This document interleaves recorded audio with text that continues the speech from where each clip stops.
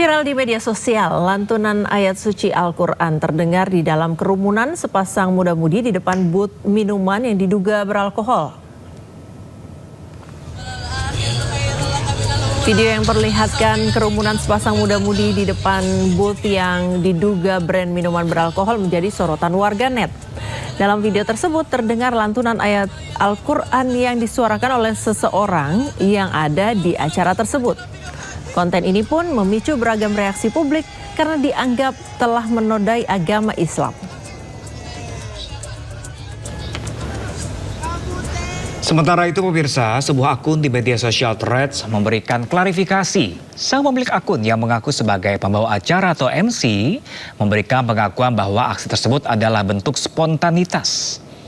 Ia juga meminta maaf atas kejadian yang akhirnya viral tersebut dan siap bertanggung jawab atas kegaduhan yang terjadi. Namun pihak produsen minuman keras hingga kini belum memberikan pernyataan terkait peristiwa yang dikecam banyak pihak.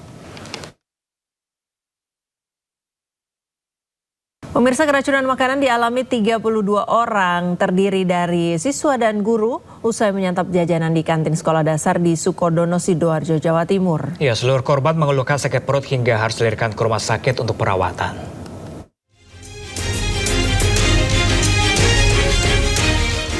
Total 32 siswa dan guru yang dilarikan ke rumah sakit diduga akibat keracunan makanan jajanan di kantin SD Islam Ar-Rahma Sukodono, Sidoarjo. Rata-rata korban mengeluhkan sakit perut hingga harus mendapatkan perawatan intensif. Setelah mendapat pertolongan medis, sebagian besar siswa sudah diizinkan pulang untuk jalani rawat jalan. Sementara masih ada 1 siswa dan 2 orang guru harus menjalani proses rawat inap di rumah sakit. Pihak sekolah bekerja sama dengan Dinas Kesehatan Sidoarjo pun segera memeriksa kondisi kantin sekolah, termasuk sisa jajanan yang diduga sebagai sumber keracunan. Selain itu, sejumlah peralatan dapur dan saluran air juga diperiksa dan sampelnya sudah dikirim ke laboratorium.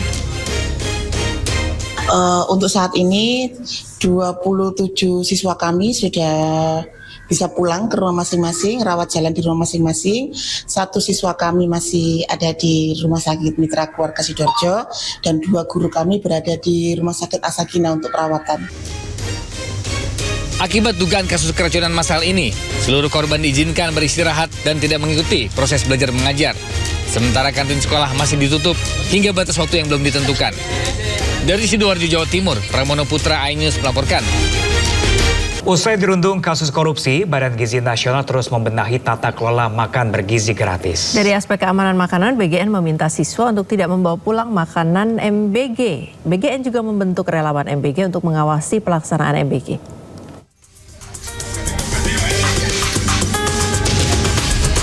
Ratusan kasus keracunan makan bergizi gratis terjadi sejak program prioritas Presiden Prabowo itu dimulai 18 bulan lalu. Menyedot anggaran ratusan triliun rupiah, program mercusuar ini dirundung kasus korupsi.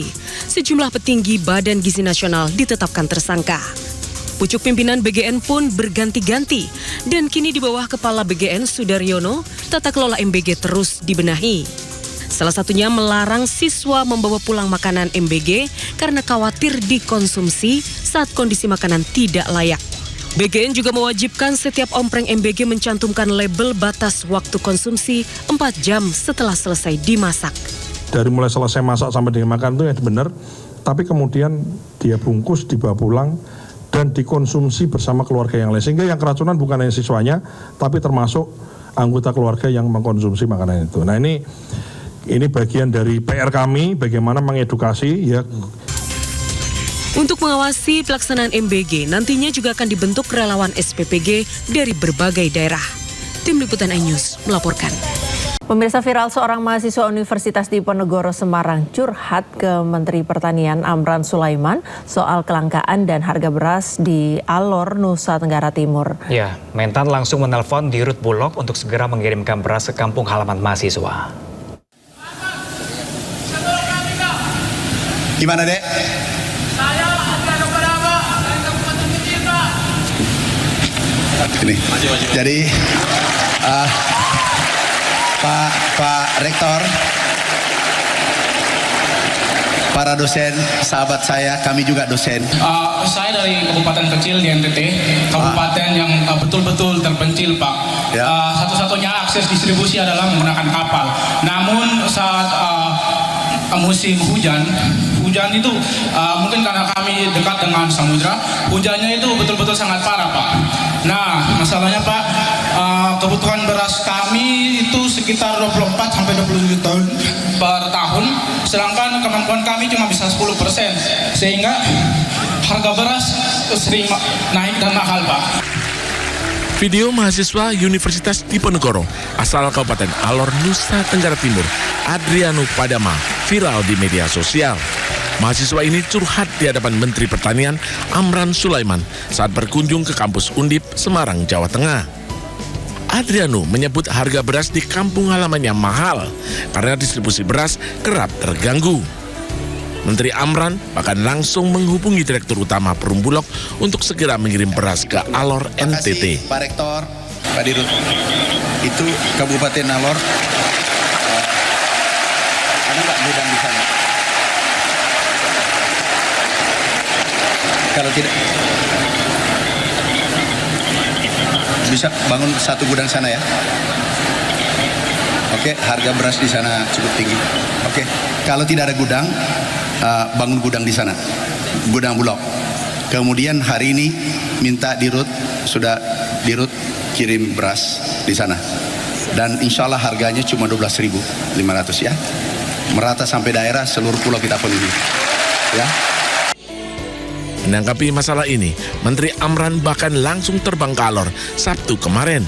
Amran memastikan stok beras di gudang Perumbulok dalam kondisi aman.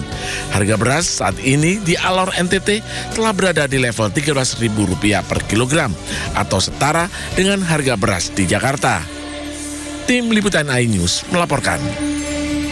Pemirsa, Indonesia resmi menjadi tuan rumah turnamen FIFA Asian Cup 2026. Ya, kehadiran FIFA Asian Cup diproyeksikan menjadi panggung kompetisi sepak bola terbesar di kawasan Asia Tenggara.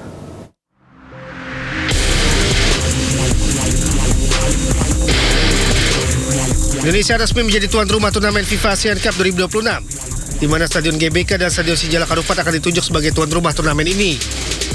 Kehadiran FIFA Asian Cup diproyeksikan menjadi panggung kompetisi sepak bola terbesar di kawasan Asia Tenggara yang langsung berada di bawah naungan resmi FIFA.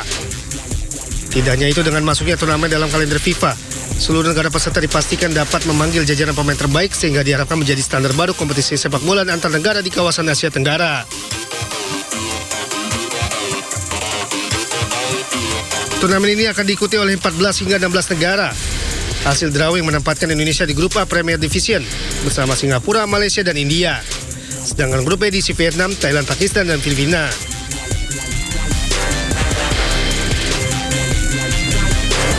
Sementara di Divisi 2 juga terbagi dua grup.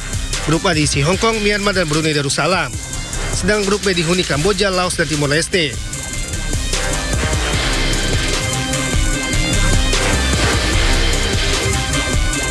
Turnamen ini dijadwalkan berlangsung pada 23 September hingga 3 Oktober 2026.